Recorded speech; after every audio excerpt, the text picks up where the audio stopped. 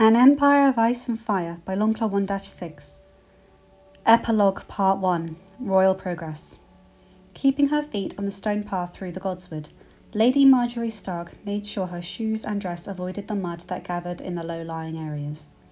Snowmelt from the resurgent spring began to assault the land quite intensively, water logging the ground and making travel quite hard. Sansa had spoke of using the gold of Slaver's Bay to fund a massive paved road network throughout the Seven Kingdoms, and Marjorie felt it was long overdue. The realm had been artificially separated by distance for too long. Oh! The jolt in her belly slightly staggered her, Marjorie lifting her hand to rub the round bump. "Settle down, little wolf," she cooed. "We're going to see Papa soon." Months of trying after the War for the Dawn had resulted in a little miracle to go along with the precocious Jon Stark, heir to Winterfell. Her husband wanted a baby girl to spoil rotten, while both Marjorie Olenna, who had moved quite permanently into Winterfell, and Sansa wished for a boy to take over Highgarden, now under the caretaking control of their former steward. She'd love her baby all the same, she sighed with happiness. The heart tree stood in the middle, red leaves and thick branches towering over the canopy of birch and pine. A pulsing heat emanated from it, the hot springs that banished the winds of winter over this ancient spot, bringing life to the lush forest. It wasn't Highgarden and its blooming flowers, but Marjorie was captivated by the beauty nonetheless. The face carved into the side of the tree followed her, framed by the red of the leaves and the lichen and moss-covered roots that emerged from the ground only to plunge back in. A place of serenity, of godly energy. One little Jon loved to play in, and she couldn't wait to introduce all her children to. The faith of the Seven. After Joffrey, they meant nothing to her. Marjorie was fully converted to the old gods, and she had no reason to complain. As she expected, she found Robb sitting at the front of the weirwood tree, ice in his hands, gently running a cloth down its smoky blade. Tully in looks, but so much like his father, regardless. Noticing the soft crunch of the leaves underfoot, Robb looked up, face breaking out in an expression of awe and wonder at seeing her. Marjorie had seen it on their first night together in Renly's camp, and it never ceased to make her heart flutter. "My dear wife," he said with love. Beaming wide, Marjorie eased herself to sit right next to him. "Hello, husband," taking Robb's hand from the blade of his greatsword and placing it on her stomach. The babe immediately kicked. "Someone's excited to see you." Sighing in pure happiness, Robb leaned forward and pressed his lips to hers. "What brings you here?" "Wanted to see you." Marjorie leaned against his shoulder, nuzzling his neck. "The last of the free folk have left for Newcastle Black." "That's good. So, will Lady Munda be making it her seat?" With Tormund's eldest living son, Mance taking the white cloak of a Kingsguard, the next oldest was his daughter Munda, who joined with her siblings and both of her father's Dothraki wives to restart the line of House Giantsbane, Lord Paramount of the True North. Marjorie shook her head. "No, they'll be building their keep at the Fist of the First Men. Daenerys says it's beautiful without the snow." The end of the winter in the south also brought the final end of the winter in the True North. It surprised all. She kissed his neck. "I love you." "I love you too." Hand on her stomach, cheek resting against her chestnut locks, Robb didn't know how he had gotten lucky enough to have a second chance, but basked in his happiness nonetheless. A loud roar didn't break them apart, a sound both of them were quite used to by now. But a booming whistle caused the Lord and Lady of Winterfell to angle their eyes up through the gaps in the canopy. Sure enough, an orange-red dragon shot past, wings tucked into its body as it raced at top speed. "Looks like Rhaegar's enjoying himself," Marjorie chuckled. Close behind them came the far larger cream dragon, this one sacrificing speed for acrobatics, looping powerfully above the godswood until it bottomed out, sideways, clutching effortlessly to its spines. The silver-haired rider seemed to spot her uncle and aunt, waving to them. "Oh, Arya," Robb chuckled, just like her father. As if by fate, the black and green dragons, the largest of them all, of the Emperor and Empress, banked tightly over Winterfell, wingspans stretched out fully and hooting their dominance of the skies. Atop one, cloak billowing behind him, the Targaryen Emperor mirrored his daughter, waving to the Warden of the North and stuck down below. Just like her father, Marjorie repeated, laughing. Show off, Robb grumbled. Righting the mighty green dragon in the air, Jon smirked, thinking of Robb finally beating him in totality after years of friendly competition as boys. For could the Lord of Winterfell compete with a dragon rider? I know what you're doing, Kappa. Looking down at the scales shimmering in the sun, he could almost hear Rhaegal chuckling. Pay attention to the skies, boy, he commanded in High Valyrian, unable to stop his smirk from widening into a cheery grin. Watching Dany beside him twinkle in her eyes, gesturing towards their children and racing and weaving around each other atop their dragons, mastering the skies as their parents had long ago. There was no mistaking what his love wanted to do. Ready to catch up to your brothers and sisters? Rhaegal roared. They think they're so hot. I was battling ice monsters before they were even hatchlings. Just say the word, Kappa. One last glance at Dany, and Jon was ready to show that the old man was still the Emperor of the Targaryen skies. Let's go! With twin roars, Balerion and Rhaegal shot forward, wing beats powerful as they picked up speed. Woo! There was no resistance left in Jon, his spirit completely surrendering itself to the dragon blood coursing within him, embracing a sort of godly freedom even Tormund would have envied, resisting the urge to draw Longclaw and wave it around as he had done as a mere boy, pretending he was Aemon the Dragon Knight. Before I continue, I'm sorry if there's noises in the background. I'm here with my dog and she's a bit fussy. Laughing, filled with joy, Daenerys let her hair billow in the wind, exhilaration roaring within her very core. Balerion and Rhaegal banked to opposite sides, gap opening between them to which rested Edoron and Sensenya. The Empress flattened herself on Balerion's neck as the powerful wing beat thundered both of them past a twirling Edoron and Arya. The princess stared at her mother's back with a dropped jaw. 100 feet off Edoron's wingtip, the same played out with Jon and Rhaegar. Better luck next time, son of mine. Free of oaths, of obligations, of restraint, only 4 Targaryens and their dragons, answering to neither gods nor men, as they angled their dragons into steep dives and chased after each other.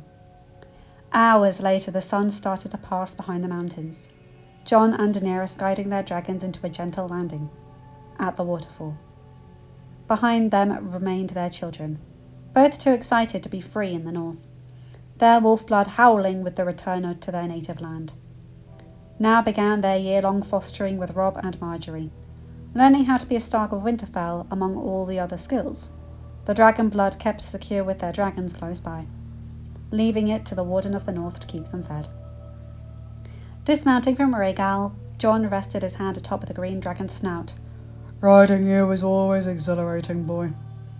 A purr left Rhaegal's throat like a happy cat. A massive, powerful, fire-breathing cat. Smiling, Jon placed his forehead atop the warm scales. A dragon rider and his mount, bonded beyond belief. Almost one being, both having endured enough pain and fire to last a lifetime. As she rubbed the side of Balerion's head, Daenerys chuckled, and to think he ever thought himself a damn bastard. Normally, thinking of Jon's life before meeting him brought Dany heartache, but the contrast between him then and the great dragon rider before her now was just too amazing for her not to think about. Balerion grunted and nuzzled her midsection, like a happy dog, making her laugh further. We all love Kappa, my son. Leaving him to amble towards his brother, Dany walked till she could closely see the waterfall. Free of snow and the shroud of impending apocalypse that had clouded the last time she was here, the Empress felt a pleasant calm wash over her, a contentment at how deliriously wonderful her life had become. Watching as their children continued to guide their dragons into playful flight patterns, Daenerys felt 2 arms wrap around her waist. Finally, came the husky northern brogue, a voice that never ceases to make Dany shudder with pleasure and anticipation. I have you alone. Her lips quirked upward. I do believe that His Majesty had me alone this morning. And he had me as well. The last dripped seduction, Dany mewling as Jon's hands started to fondle her over her dress. I must keep my Empress happy. Anyway, I am skipping past the rest of this particular snippet.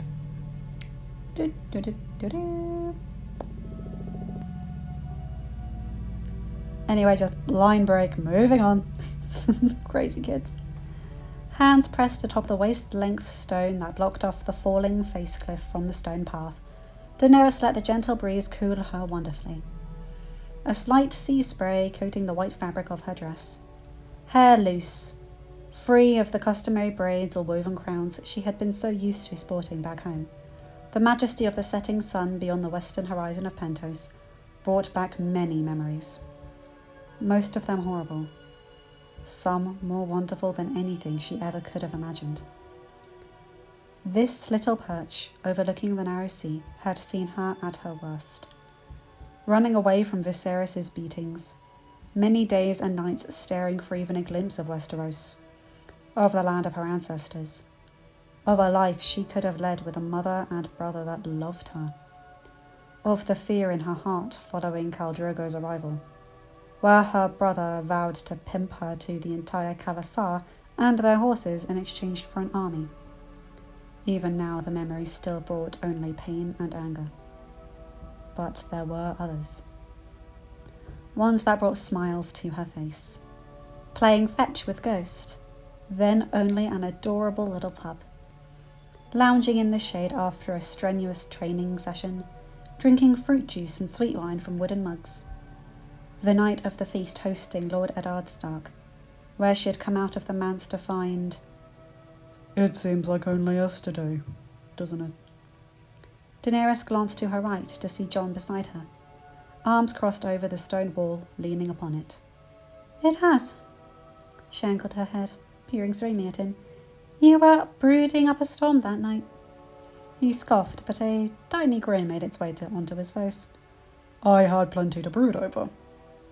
You don't have much to worry about anymore, yet you still brood. Smirking, she bumped his side with her hips playfully. Everything is fine, Jon. The Night King is gone. The realm is united under the three-headed dragon once more. You can let go. Glancing over at her, Jon raised an eyebrow. Slavery still exists in Essos. Most of the Seven Kingdoms were ravaged by winter. Cities and castles destroyed. He shook his head. So much to do. My father's visions. Our hopes. We can't afford to. Silencing him with a finger to his lips, Daenerys snuggled to his side. Shh, my love. Let Sansa, Tyrion and Davos manage that.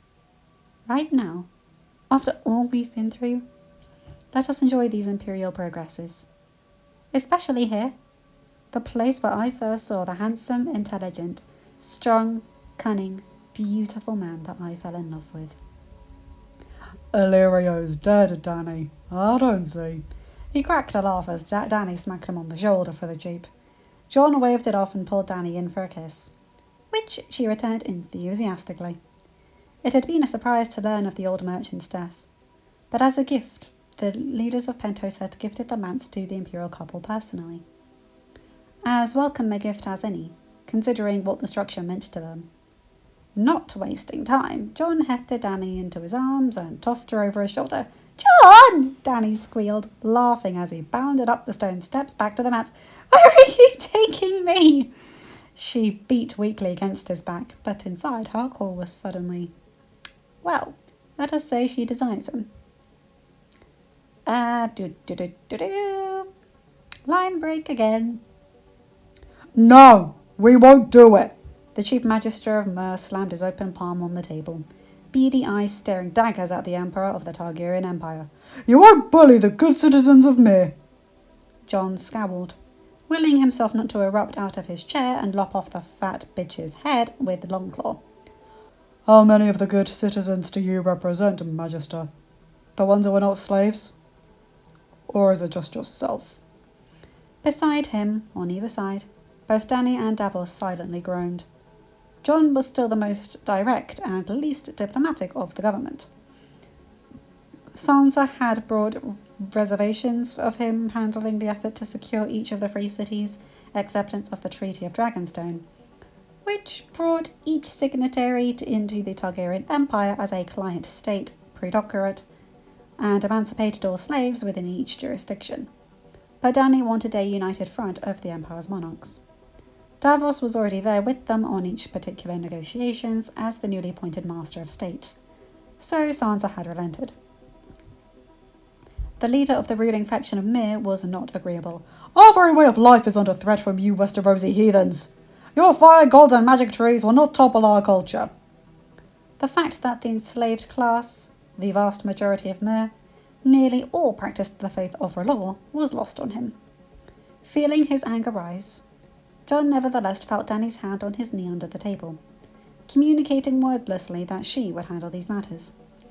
Many kings and lords would find themselves emasculated by a powerful, decision-making royal woman. For the Lightbringer himself, confident in his own skin by years and years of fighting and struggle, not only did Dany take the reins of government not bother him, it excited him. Leaning back, Jon narrowed his eyes, waiting for the oncoming fire and blood. In contrast, Dany leaned forward, smile on her face syrupy sweet, and violet eyes sparkling. "My dear Magisters, I know that the economy of Myr has been of renown for generations, allowing it to survive the chaos of the Doom of Valyria and thrive for centuries after. And the prospect of eliminating the central facet of that economy, slavery, is a terrifying prospect. And yet, you have no choice. You will accede to our demands and sign the Treaty of Dragonstone." Her smile did not falter. Yet somehow the kindness of her words and her expression felt even more threatening than Balerion baring his teeth. The lead magister bristled. "An unprovoked attack on our peace-loving city?" His jowls chortled, obviously fed well by his army of enslaved cooks and servants. "Your tricks and threats may have worked on Tyrosh and Lys, but it will not work on us. Attack us out of the blue. Every city from here to Karth will rise up to cast off your yoke." While the majority nodded with him, some magisters seemed to shift in their chairs, clearly disconcerted with his open defiance of the Targaryen Empress. Dany's smile only grew wider. "That is fair. An unprovoked attack would ultimately raise a hue and cry among some, but I doubt you would see any form of support come to your city in the hypothetical occurrence." She chuckled, softly, earning a tiny grin from Jon and Davos. "Nevertheless, there would be a justification for the war between the Targaryen Empire against your city, Magister Thoros." It brought bile in Dany's throat to refer to the man with the same name as a hero of the liberation of King's Landing. He blinked, confused. "What are you talking about?" "You don't know?" She shared a knowing look with Jon. "A slave ship was captured by a war galley off of Narth. They were without colours, but a search of the ship and interrogation of its captain provided information that it was under the flag of Myr. The government of Myr, to be exact." It was most heartening to see the Magister start to pale, as with his allies. The news had come to them by Raven in the morning, allowing the rather welcome addition to their negotiating strategy. "Due to the personal diplomatic efforts of our Major Domo Missandei," Jon added, producing a copy of official parchment, one of several that the Magisters had transcribed to bear witness to the predoctorate agreement. He slid it across the table for the Magisters to look over, proud as Dany was of the formerly enslaved translator, running diplomatic efforts, assisting in the running of their household, and raising 2 orphaned northern children she and Grey Worm had adopted as their own. Many Unsullied had taken such actions since the end of the War of the Dawn. "Narth, as you can see, has signed the Treaty of Dragonstone to become a predoctorate of the Empire." "So, an attack on Narth is a declaration of war upon the whole Empire." It pleased Daenerys to see everything coming together. No one would dare to side with Myr if they were the aggressors. Stumbling over his words, gaping like a fish, Magister Thoros took at least a minute to come up with something. "I don't know what you are talking about." seemed to Jon and Daenerys that these positions weren't handled out of merit. One of the many things they hoped to change with all the nations within the imperial orbit. But first, to eliminate slavery. The Empire is willing to admit that the slave ship was a mere privateer and not sanctioned by the Mirish government, Davos stated, providing his own set of papers. In return, though, May will have signed the Treaty of Dragonstone to establish itself as a Targaryen Protectorate. One clause of said treaty is the immediate abolition of slavery within 3 months of the signature. Resources and manpower from the Empire will be available to help with the transition. Both meant troops, regrettable but necessary in order to establish a workable peace under the Imperial Dragon and Direwolf banner. Before any of the Magisters could respond, Daenerys stood, Jon joining her a split second after. "We hope you come to the right decision. Now, if you'll excuse us." She looped her hand in Jon's offered arm. "My husband has offered to escort me to the textile district. The Red Keep in Winterfell would look so much better with the custom rugs and tapestries from your fine city." They left the room smiling at each other, 2 dragon lords in love, leaving starstruck and trembling adversaries in their wake. By the end of the night, the decade-long reign of the faction of Magister Thoros had been overthrown by a vote of the whole body.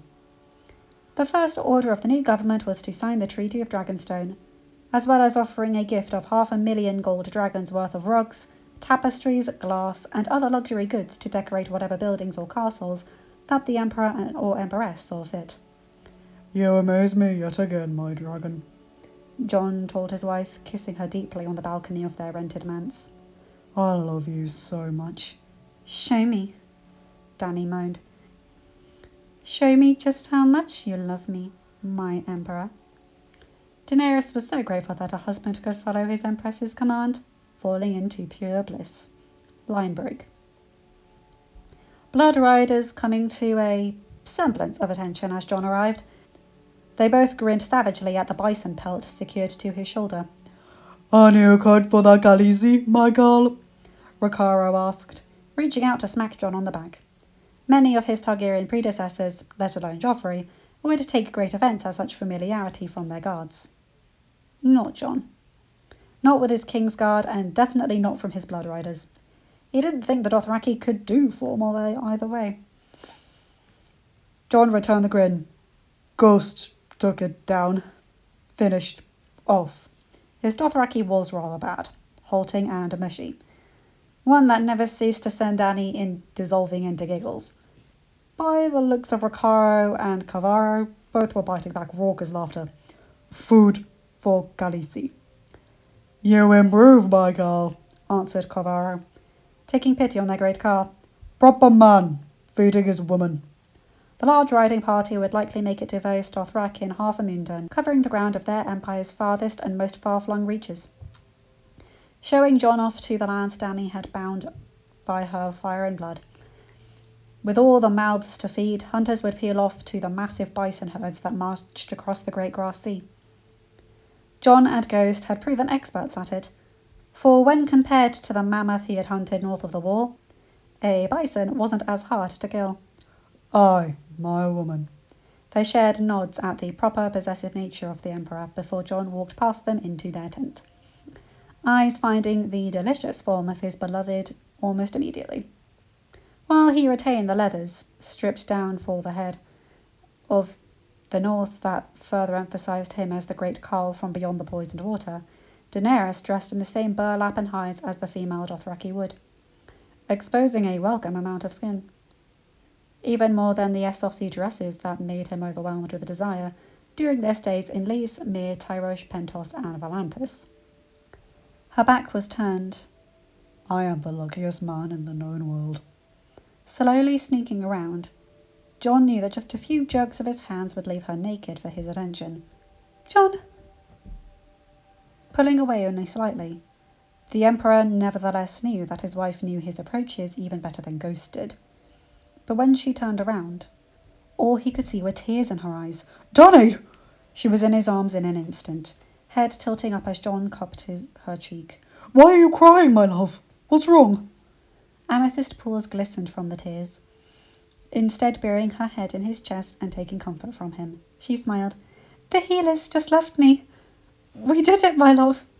Sensing the complete obliviousness in his expression, it was normally adorable, but now it just irritated her.